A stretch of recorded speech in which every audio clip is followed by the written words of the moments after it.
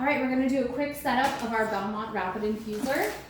This comes in the tube. This is how the tubing is packaged. We should have at least one package of tubing located with the infuser, which will be in OR1 in labor and delivery. You can find additional tubing and tubing extension if you need to extend the tubing line in the storage room next to the docs room, also in labor and delivery. So we'll do just a quick down and dirty setup of it.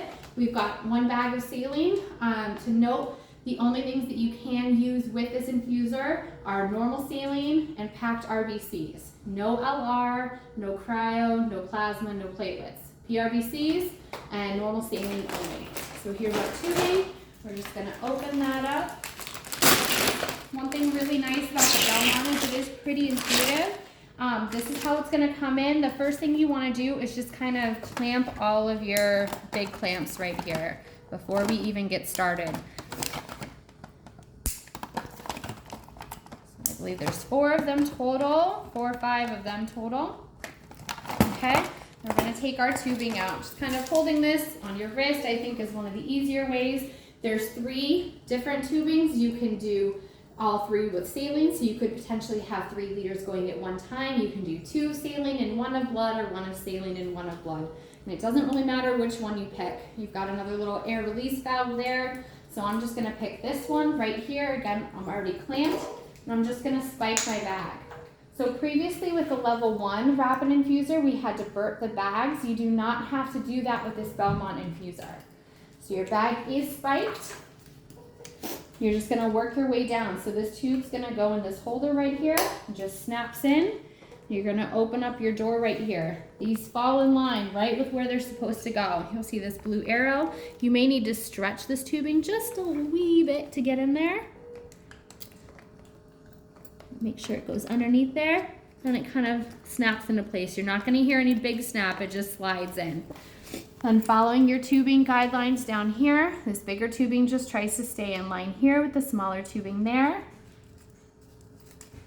And then comes to your ring. This red arrow has to be on the outside. If it's faced on the inside, this is not gonna go in properly. You'll see it doesn't go in all the way. So even before you're guiding down here, just pop this little ring in there, make it much easier for you. Now you can kind of guide those tubes where they needed to go. And if it gets a little twisted like that, you can just come down here and untwist them and then pop that back in with that red arrow facing out. Then work your way down, guide those tubes, and then you'll come up this way. Sorry, it's all twangled now, but I guess that's good to show you guys. So red goes in there, and then just follow this red tubing across. This does not pop in anywhere, which is a little different. You would kind of think that it would, but it's not going to. You can go ahead and unclamp this one and move that further down. The big important thing for here is this fat tubing has to go into this black, or it's not gonna shut all the way.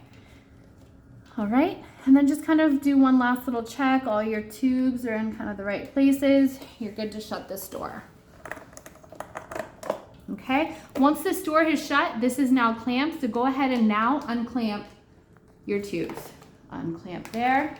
Keep these 2 clamped since they're not attached to anything, but go ahead and unclamp there as well. That's okay that that's filling. So over on this side, we're gonna go ahead and turn our system on now. You wanna make sure that's clicked all the way into the on position. You'll hear it turn on even before then, but make sure that's fully clicked on. And then we'll come up here to our system. Down there for the purpose of priming.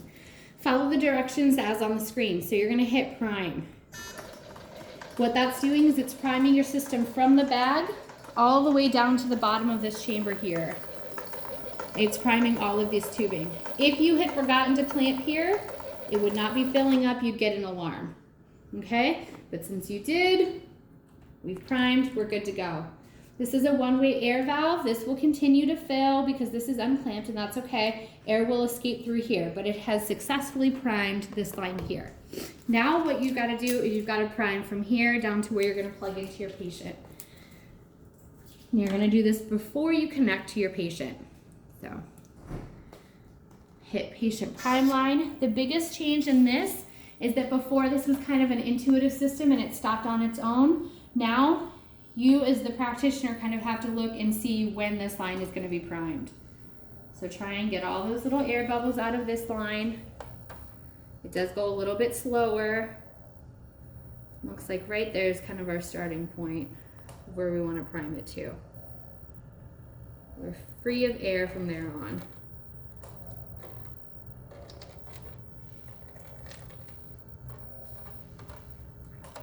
Try and kind of guide some of that air out.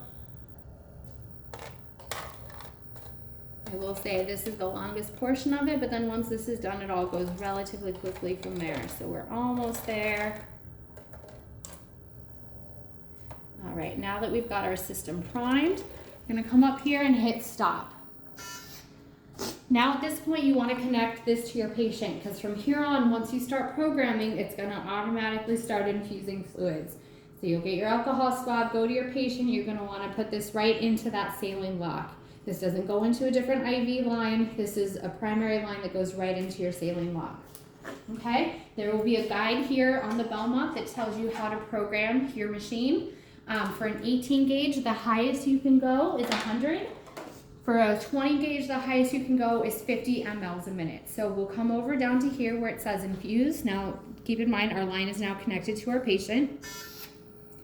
And then this is where you're gonna program how many mLs a minute you're gonna infuse. Again, for a 20 gauge, 50. For an 18 gauge, 100. For a 16, you can go up to 200. Okay, we'll increase our rate up to 100. And it will automatically start infusing, as you can see, which is why, again, we wanted to plug into our patient before we programmed it. Now, say we had to hit pause real quick so that we could maybe infuse a different medication. You haven't had a chance to get a second line. We can hit recirculate, and what that will essentially do is pause these fluids from infusing, but it will continue to recirculate and warm in the system. So it is pulling fluids still from this bag into the system, recirculating it, keeping it warm,